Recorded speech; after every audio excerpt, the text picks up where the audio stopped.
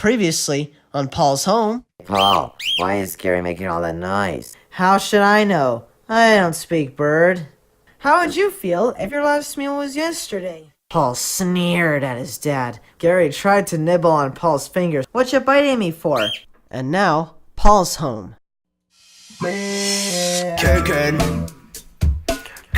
it in Paul's home, kicking it in Paul's home, kicking it in Paul's home, kicking it in Paul's home. Never gonna chop, never gonna flop, never gonna stop my play. Never gonna drop, never gonna bop, never gonna top my day. Never gonna chop, never gonna flop, never gonna stop my play. Never gonna drop, never gonna bop, never gonna top my day. I am here to work and play all day. I am here to work and play all day. I am here to work and play all day. I am here to work and play all day. Never gonna chop, never gonna flop, never gonna stop my play. Never gonna drop, never gonna bop, never gonna top my day. Never gonna chop, never gonna flop, never gonna stop my play. Never gonna drop, never gonna bop, never gonna top my day. Never gonna chop, never gonna flop, never gonna stop my play. Never gonna drop, never gonna bop, never gonna top my day. Never gonna chop,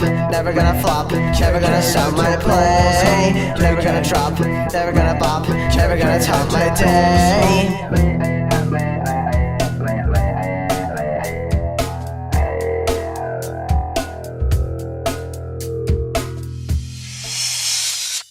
One day, Garrie was sitting on his perch in his cage. This is where he sat when he was keeping an eye on his turf. He was mindlessly whistling, which is what he did while keeping an eye on his turf. Paul was in the mood for a video game. That's how he often felt after he ate a few cookies. He headed towards his computer room. His mom was walking towards him in the hallway. "Hey, babies," she said. "What you doing?" "I finished all my stuff, Mom," said Paul. "Well, how about if you put the hammies in their balls and let them run for a while?" asked his mom. Paul sighed gloomily.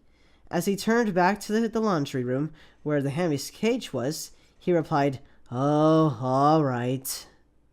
Paul gently put each hamster in his own ball and set them gently on the floor so they could roll around and get some exercise. Then he tiptoed to his computer room. During this time, the hamsters rolled their balls onto the living room carpet.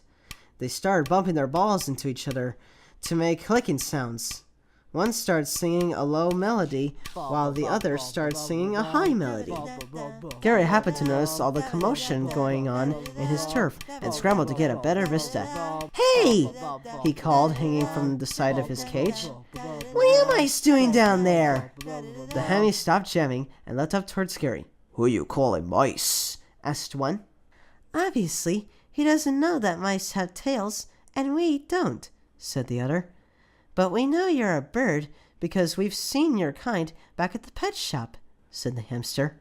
I'm Chop, and that there is Spike, hitting the high notes. Who are you? Asked Chomp. "Well, my name is Garrie, and I sorta run things around here," he said, puffing up and looking important. The hammies looked at each other and started laughing. "Ha ha ha ha ha! What's so funny?" Garrie asked, his feelings hurt. Don't get your feathers all ruffled, said Chomp.